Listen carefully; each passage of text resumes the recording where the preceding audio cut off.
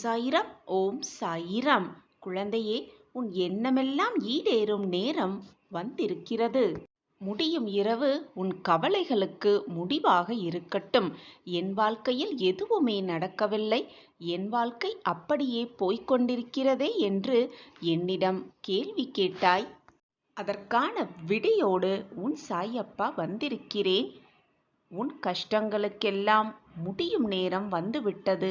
நாளை விடியல் உன்னுடைய மகிழ்ச்சியான தருணம் ஆரம்பமாகப் போகிறது. உன் வாழ்வின் நீ உச்சத்தை தொடும் நேரமும் ஆரம்பமாகப் போகிறது. நாளை விடியலில் நம்பிக்கையோடு கண்களை மூடிக்கொண்டு 2 நிமிடம் கேள். உன் வாழ்வில் பல மாற்றங்கள் நிகழப்போவதை கண்கூடாக உணர்வாய். உன்னுடைய காலம் வரும் வரை பொறுத்திரு.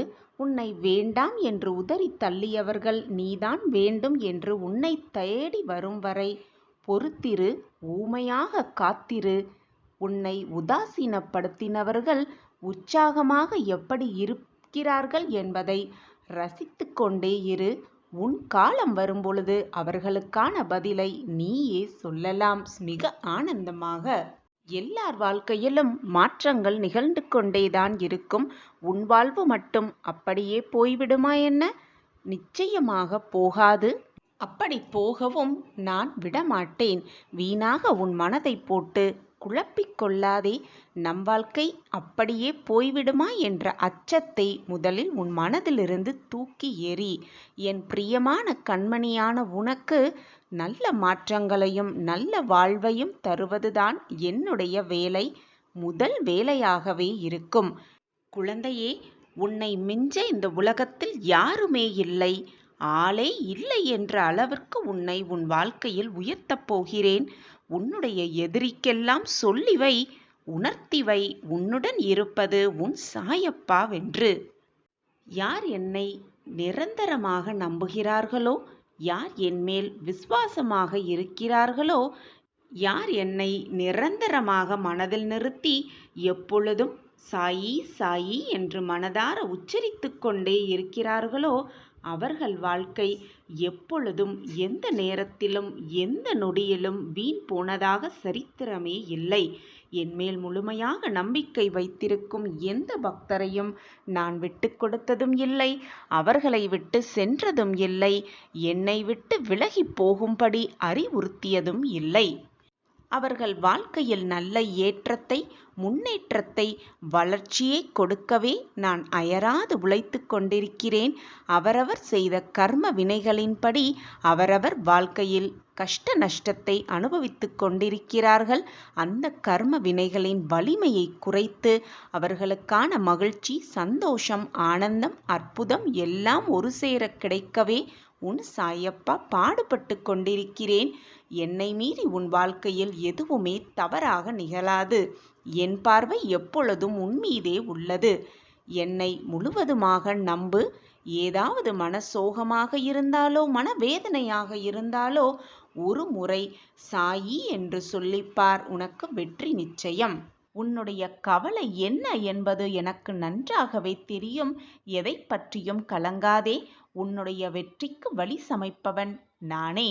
என் மீது நம்பிக்கை வைத்தவர்களை கைவிட்டதாக இதுவரை எவருமே இல்லை. உன்னை மட்டும் நான் எப்படி கைவிட்டு விடுவேன்? நீ என்மேல் வைத்த நம்பிக்கைக்கான பரிசு அற்புதமாக வகையில் உன் கையில் வந்து சேரப்போகிறது. நாளை விடிவதற்குள் உனக்கான மகிழ்ச்சியான செய்தி உன் செவிகளில் வந்து எட்டும். நீயே ஆச்சரியப்பட்டு நம் வாழ்க்கையில் இதுவெல்லாம் நடக்கிறது என்று சந்தோஷத்தில் திக்குமுக்காடத்தான் போகிறாய். நாளை பார், என்னுடைய திட்டம் என்னவென்று உனக்கு மிக நன்றாகவே புரியும். இது நாள் வரை நீ எந்த பக்கம் திரும்பினாலும் உனக்கான வேதனைகள் உன்னை சூழ்ந்து இருந்தது. உன் சாயி தேவா சொல்கிறேன், நாளையிலிருந்து நீ எந்த பக்கம் திரும்பினாலும் உனக்கான சந்தோஷம், மகிழ்ச்சி மட்டுமே உன்னை சூழ்ந்து இருக்கப் போகிறது. உன்னுடைய வேதனைகளையும் கஷ்டங்களையும் நான் போக்கிவிட்டேன். இது நாள் வரை நம்பிக்கையோடும் பொறுமையோடும் காத்திருந்ததற்கான பலனை நிச்சயமாக நீ அடையப் போகிறாய். அதுவும் பெரும் ஆச்சரியம் உன் வாழ்வில் நிகழப்போகிறது நாளை விடிவதற்குள். இது நிச்சயமாக சர்வ நிச்சயமாக உன் வாழ்வில் நிகழும். அப்பா, முட்களின் மேல் நின்று கொண்டிருப்பது போல நான் உணர்கிறேன். என் வாழ்க்கையில் ஆச்சரியம் நிகழப்போகிறது என்று சொல்கிறீர்கள். என்னால் இதை எப்படி ஏற்றுக்கொள்ள முடியும் என்றுதானே கேட்கிறாய்? உன்னுடைய கடந்த கால புண்ணியங்கள் நிறைய இருப்பதால்தான் நீ இங்கு வந்திருக்கிறாய், என்னிடம் வந்து சேர்ந்திருக்கிறாய். யார் ஒருவர் என்னிடம் வந்து சேர்ந்தார்களோ, என் பாதத்தில் வந்து சரணடைந்தார்களோ, அவர்களுக்கு இம்மையிலும் மறுமையிலும் எந்த கெடுதலும் ஏற்படாதவாறு உன் சாயி தேவா பார்த்து கொள்வேன் என்பதை முழுமையாக நம்பு. எனவே கவலையை விட்டுவிடு. உனக்காக நான் தான் இருக்கிறேனே. உனக்கான இருளிலும் நான் தான் உனக்கு ஒளியாக இருப்பேன். உன் பிரச்சனைகளுக்கு நானே தீர்வாகவும் இருப்பேன். உன் கேள்விகள் அனைத்திற்கும் நானே பதிலாகவும் இருப்பேன். உன்னுள்ளே என்றுமே நான் தான் இருக்கிறேன். உன் கூடவே எப்பொழுதும் நான் தான் இருக்கிறேன். உனக்காகவே என்றுமே நான் தான் இருக்கிறேன். நீயாக என்னை தேடி வரவில்லை. எந்த தெய்வத்திடம் உன் கஷ்டங்களை எல்லாம் சொல்லி அழையென மருகி நின்ற பொழுது நான் இருக்கிறேன் என்று திருவிழாவில் தொலைந்த குழந்தையை தேடும் தாயாய் நான் தான் உன்னை தேடி வந்திருக்கிறேன்.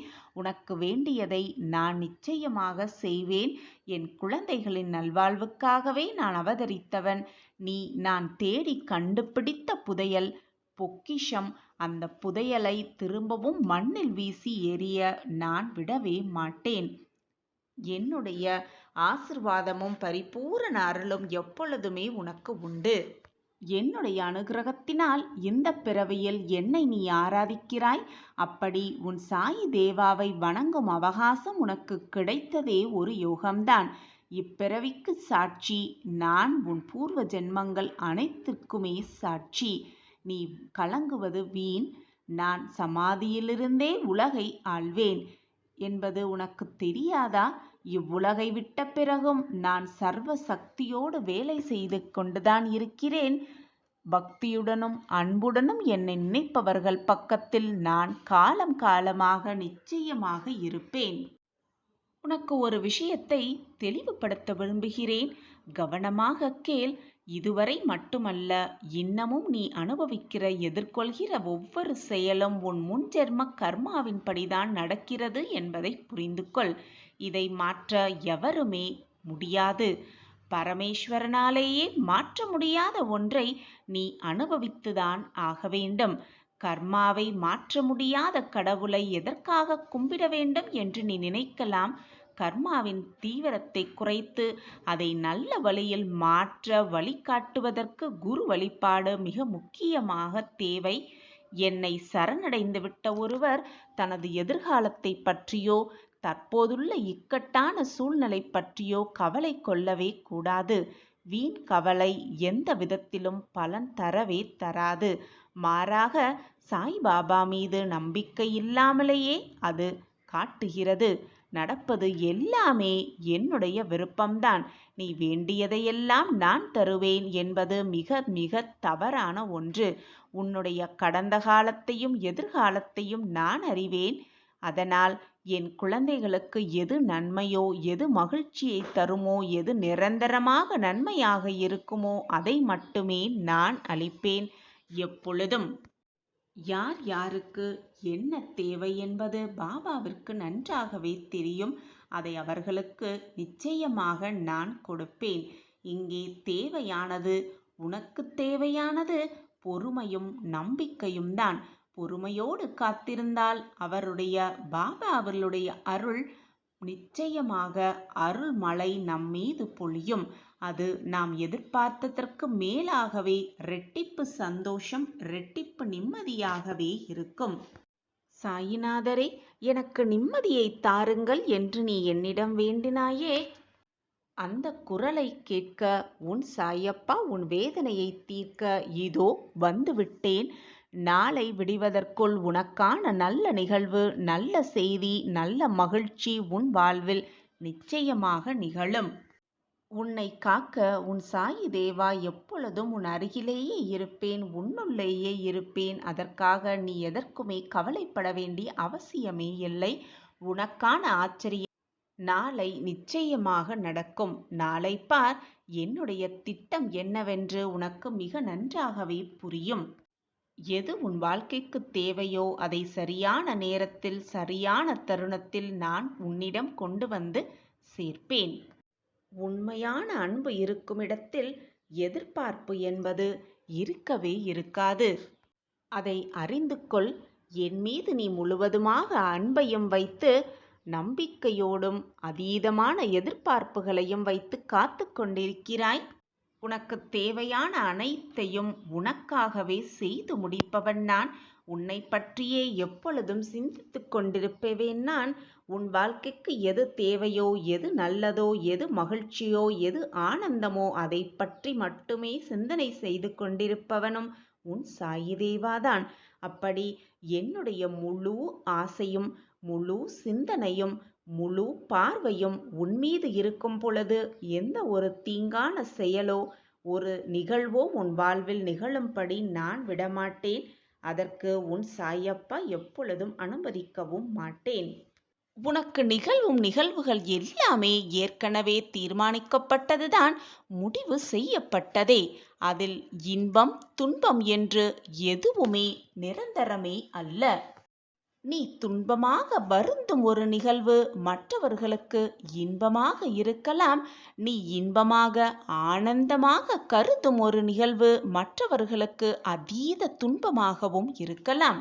இந்த உலக வாழ்வில் இன்பமோ துன்பமோ எதுவுமே நிரந்தரம் அல்ல. உன்னுடைய எண்ணங்களை பொறுத்துதான் அமையும் இன்பமும் துன்பமும். நீ அதை எப்படி பார்க்கிறாயோ அதை பொறுத்துதான் உன் வாழ்க்கையின் அமைப்பே இருக்கிறது. இன்பம் வந்துவிட்டால் நிலை கொள்ளாமல் ஆடுவதும், துன்பம் வந்துவிட்டால் அப்படியே சரிந்து உட்கார்ந்து விடுவதுமாக இருந்தால் எதையுமே உன்னால் நகர்த்தக்கூட முடியாது. எதையுமே சரிசமமாக பார்க்க பழகிக்கொள். நீ நினைப்பதற்கு மேலாகவே உன் வாழ்க்கையில் மகிழ்ச்சி உன்னை வந்து சேரும். வரங்களை அள்ளி அள்ளி பெற்றுக்கொள்வாய். நேற்று நீ துன்பமாக கடந்த ஒரு நிகழ்வு இன்று இன்பமாக உனக்கு மாறியிருக்கலாம். அதேபோல் இன்று நீ துன்பமாகவோ இன்பமாகவோ கருதும் ஒரு நிகழ்வு நாளையே உனக்கு இன்பமாகவும் மாறலாம், துன்பமாகவும் மாறலாம். உன் பார்வையை பொறுத்துதான் அதில் அமர்ந்திருக்கிறது. உன்னுடைய எண்ணத்தை பொறுத்துதான் அது நிகழவும் செய்கிறது. காலம் அதற்கான மாற்றத்தை கொண்டு வந்து கொண்டுதான் இருக்கும். இன்பமாக இருந்தாலும் சரி, துன்பமாக இருந்தாலும் சரி, எதுவாக இருந்தாலும் சரி, எதுவுமே உன்னிடம் நிரந்தரமாக கடைசி வரை இருக்கப் போவதில்லை என்பதுதான் நிதர்சனமான உண்மை. அதுதான் சத்தியமும் கூட. இதுதான் நம் வாழ்க்கையில் சந்தோஷம், இதுதான் நமக்கான இன்பம் என்று நீ நினைத்து சந்தோஷப்படும் ஒரு விஷயம் உனக்கு துன்பமாக கூட மாறலாம். அதேபோல் இதுதான் நம் வாழ்க்கையில் மிகப்பெரிய துன்பம், இந்த துன்பத்தை இனி நம் வாழ்க்கையில் அடையவே கூடாது என்று நீ நினைக்கும் ஒரு விஷயம் கூட உனக்கு மிக இன்பமாக கூட மாறலாம். நான் கூறுவது மிகவும் குழப்பமாக இருக்கிறதா? புரியவில்லையா? இப்பொழுது நான் கூறுவதை கவனமாக கேள்.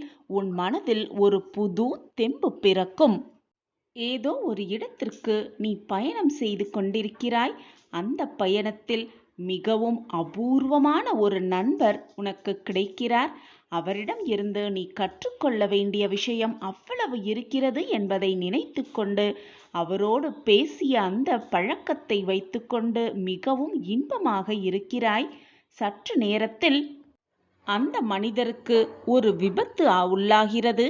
விபத்தை அந்த மனிதர் சந்திக்கிறார். இப்பொழுது சொல், அந்த மனிதரை நீ சந்தித்து கொண்டிருப்பது, சந்தித்தது இன்பமாக இருக்குமா உனக்கு அல்லது துன்பமாக இருக்குமா? பார்க்கும் பார்வையில்தான் எல்லாமே அடங்கி இருக்கிறது. அவர் ஏதோ செய்த தவறுக்காகத்தான் இப்பொழுது தண்டனையை அனுபவிக்கிறார். அப்படியென்றால் அவர் தவறு செய்வதுதான் தவறு செய்தவர் என்று வைத்து கொண்டால் உன்னிடம் அவர் கூறிய நல்ல ஒழுக்கங்கள், நல்ல எண்ணங்கள், நல்ல சிந்தனைகளை வைக்கும் பார்க்கும் பொழுது அவர் ஒரு பொக்கிஷமான அருமையான மனிதர் என்று கூட சொல்லலாம். நீ பார்க்கும் பார்வையில்தான் எல்லாமே அமைந்து இருக்கிறது. நீ சந்தோஷத்தை சந்தோஷமாக எடுத்துக்கொண்டால் அது மிக ஆனந்தமாகவே இருக்கும். துன்பத்தை துன்பம் வந்துவிட்டதே என்று சலித்து உட்காராமல் அதையும் எதிர்த்து நின்று போராட கற்றுக்கொண்டால் உனக்கு வந்த துன்பம் கூட மகிழ்ச்சியாக மாறும். இதுதான் வாழ்க்கையின் ரகசியமும் கூட. உன்னுடைய வாழ்க்கையில் நடந்தது, நடந்து கொண்டிருப்பது, நடக்கப் போவது எதில் உண்மை, எதில் பொய் அமைந்திருக்கிறது, எதுவெல்லாம் மாயை என்று யாராலும் அறிந்து கொள்ளவே முடியாது, புரிந்து கொள்ளவும் முடியாது. ஏனென்றால் இந்த உலகமே ஒரு மாயைதான். எதுவுமே இங்கு நிரந்தரமல்ல. உலகத்தில் எதுவுமே நிலையானதும் அல்ல. காலம் அப்படித்தான் சுழன்று கொண்டே இருக்கும், மாற்றிக்கொண்டே இருக்கும், அனைத்தும் மாறிக்கொண்டுதான் இருக்கும். எதுவுமே இங்கு நிரந்தரமாக இருக்கப் போவதுமில்லை, நிலையாக இருந்து விடுவதும் இல்லை.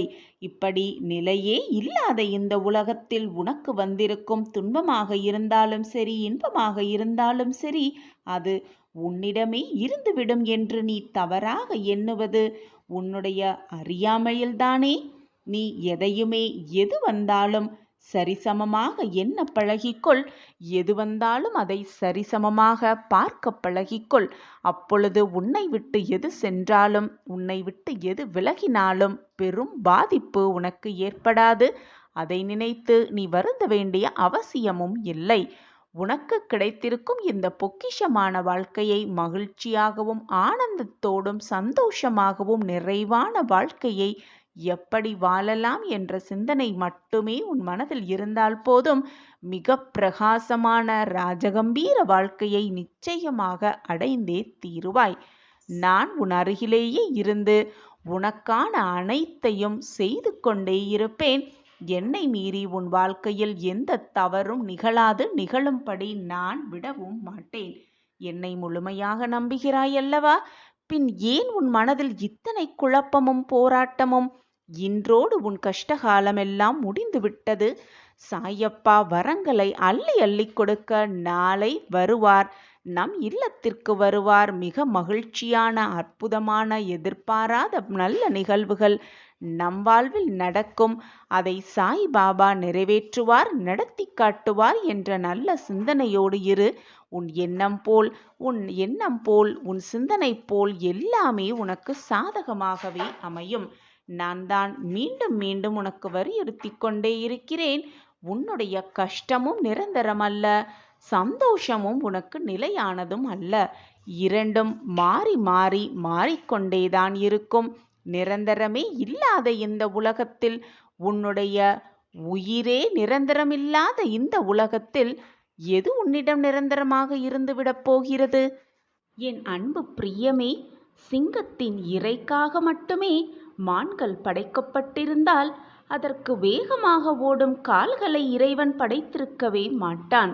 அதுபோலத்தான் பிரச்சனைகளை கொடுக்கும் இறைவன் சமாளிக்கும் திறமையையும் கொடுத்திருக்கிறான். எனவே துணிந்து சமாளி உனக்கு வந்திருக்கும் பிரச்சனையை.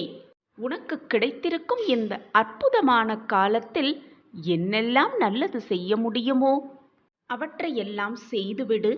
ஏனென்றால் இப்பொழுது நீ கேட்கும் இந்த நொடி கூட உனக்கு திரும்ப வரவே வராது. எந்த பிரச்சனை வந்தாலும் துவண்டு விடாமல் உனக்குள் இருக்கும் உன்னை முதலில் நம்பு. உன்னால் முடியாதது என்று இந்த உலகத்தில் எதுவுமே இல்லை என் குழந்தையே. நம்பிக்கையோடு ஒவ்வொரு தினமும் ஒவ்வொரு நொடியையும் போராடிக்கொண்டே இரு. ஏனென்றால் அந்த நம்பிக்கை என்பது உன்மேல் எல்லோருக்கும், உன்னை சுற்றி இருப்பவர்களுக்கும் உன்மேல் மிக எளிதாக வந்து விடாது. குழந்தையே, நான் உன் கைகள் இரண்டையும் பிடித்துக்கொண்டு போய்கொண்டுதான் இருக்கிறேன். நீ அமைதியாக என் பின்னால் வந்தால் போதும். இருக்கும் காலத்தை நான் நிறைவாக உனக்கு கொண்டு செல்வேன். கண்மணியே, உன்னில் எழும் தேவையில்லாத சிந்தனை என்னும் காரணம் ஒன்றையே நீ 10ஆக பார்க்கும் கண்கள் உன்னுடைய மனம்தான். அதை புரிந்து கொள். உன்னை பற்றி தெரிந்து கொள்ள நீ யாரிடமும் உன்னை பற்றி கேட்க வேண்டாம். யாரிடமும் கேட்கவே வேண்டாம். முதலில் கண்ணாடியை போய் பார். அதுதான் உன்னை உண்மையாக பிரதிபலிக்க செய்யும். நீ சொல்கிறாய், என்னுடைய வலது கை இடது கையாக தெரிகிறதே என்று நீ சொல்லுவாய். ஆனால் உன்னை உண்மையாக பிரதிபலிக்க செய்வதே அந்த கண்ணாடிதான். அனைத்துமே திசை மாறி காட்டலாம். ஆனால் உன்னுடைய ஆன்மாவை மிக சரியாக காட்டுவது அந்த கண்ணாடியே. அதில் நீ உன்னை நினைக்கின்ற எண்ணம் உயர்த்தி பேசி அந்த கண்ணாடி முன் நின்று பார். அப்பொழுது உனக்கு தெரியும் உன்னுடைய உயரங்கள் எல்லாம் எவ்வளவு குள்ளமாக இருக்கிறது என்பது. அப்பொழுதுதான் உனக்கு புரியும். இதுவே இப்படி இருந்தால் நீ உன்னை தாழ்த்தி யோசித்து பின் கண்ணாடி முண்டு நின்று இருந்தால் எப்படி இருக்கும் என்று நீயே சற்று சிந்தித்துப் பார் என் குழந்தையே. அவை உனக்கு தோல்வியாக கூட இருக்கலாம். ஆனால் அதுதான் மிக அற்புதமான உனக்கு கிடைத்த பொக்கிஷமான அனுபவம். அந்த அனுபவத்தால் நீ கற்றுக்கொண்ட பாடம் வெற்றியை விட கோடி மடங்கு, லட்ச மடங்கு மிக பெரியது. வெற்றி என்பது தற்காலிகமே. வெற்றி தோல்வி, இன்பம் துன்பம், கஷ்டம் நஷ்டம் எல்லாம் மாறிக்கொண்டேதான் இருக்கும். எதுவுமே இங்கு நிரந்தரம் இல்லை. நிரந்தரமே இல்லாத இந்த உலகத்தில் எனக்கு வெற்றி வந்துவிட்டால் கொண்டாட்ட பாகுவதும், தோல்வி வந்துவிட்டால் துவண்டு செல்வதும் யாருக்கு என்ன லாபமாக இருக்கப் போகிறது? ஆனால் தோல்வியாக உனக்கு கிடைத்த பாடம், நீ அதனால் கற்றுக்கொண்ட பாடம், உனக்கு கிடைக்கப் போகும் வெற்றியை மிக சுலபமாக எட்டி பிடிக்கலாம். அதுதான் உண்மையான வெற்றியும் என் குழந்தையே. அது உன் மனதையும் உன் வாழ்க்கையையும் பக்குவப்படுத்தும். நீ எப்படி இருக்க வேண்டும், என்ன செய்ய வேண்டும் என்று உன் ஆன்மாவின் மகத்துவத்தை பற்றி உனக்கு சொல்லி உன் பிறப்பையே புனிதப்படுத்தும். நான் சொல்லும் வழிகளில்தான் நீ இப்பொழுது சென்று கொண்டிருக்கிறாய். நிழலெது நிஜம் எது என்று பாகுபாடு காட்டத் தெரிந்திருக்கிறாய். எனவே எதற்குமே கலங்காதே என் குழந்தையே. உன் தந்தை நான் இருக்கிறேன். உன்னுடைய எல்லா பிரச்சனைகளுக்கும் நிச்சயமாக ஒரு தீர்வு இருக்கிறது. தீர்வே இல்லாத பிரச்சனையை இறைவன் உருவாக்குவதே இல்லை. உன்னுடைய வலியை குறைக்க நிச்சயமாக ஒரு வழி இருக்கத்தான் செய்கிறது. அப்பா கூறிய இந்த வழியை பின்பற்றி உன் மனவேதனைக்கு சற்று ஆறுதல் படுத்திக்கொள். உன் பிரச்சனைகளுக்கான தீர்வை பெற்றுக்கொள். உன்னுடைய இந்த கஷ்டமான வாழ்க்கையின் நிலையை நிச்சயமாக உன் அப்பா மாற்றி காட்டுவேன்.